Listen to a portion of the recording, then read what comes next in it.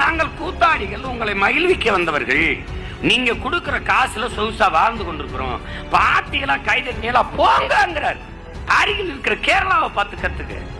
மம்முட்டி மோகன்லாலை விட பெரிய நடிகை இங்க இருக்கானா? பிரேம் நசீர் 500 படம் நடிச்சு அந்த கேரள மக்களினுடைய இதயம் முழுக்க நிறைந்திருந்த ஒரு முதன்மை நடிகர். அதே பிரேம் நசீர் தனியாக ஒரு மாநாடு போடுறார், ரசிகர்கள் எல்லாம் கூப்பிட்டு எல்லாரையும் கூப்பிட்டு உட்கார வச்சுட்டு நான் கட்சி ஆரம்பிக்க போறேன்றார். கூட்டத்துல இருந்து 4-5 பேர் செருப்பை எடுத்து வீசிட்டான். செருப்பால எரிஞ்சிடறான், இறங்கி போயிடுறாரு. அதோட முடிஞ்சு. இது வரைக்கும் கேரளாவில் எந்த நடிகனுக்கும் கட்சி ஆரம்பிக்கணும்னு என்ன வரல. ஒருத்தன் எழுதுறானே, ராணுவ வீரன் நாட்டை பாதுகாக்கிற பணியில் இருந்த ராணுவ வீரன் ஓய்வு பெற்றால் வாயில் காவலன் ஆகிறான், வாட்ச்மேன் ஆகிறான். ஆனால் நடிகன் ஓய்வு பெற்றால் முதலமைச்சர் ஆகிறான். என்னடா இது கொடுமைன்றான். அவர் வருவாரு, அவர் அமெரிக்க மாப்பிள்ள, டாக்டர், இன்ஜினியர் எல்லாம் கிடையாது, ஸ்ட்ரைட் ஹீரோ தான். அவர் வருவாரு, அவர் சீஃப் மினிஸ்டர் நீங்க ஆக்கிடணும். I am waiting. சீம்பான் சினிமாவில் இருந்தா வந்தான்.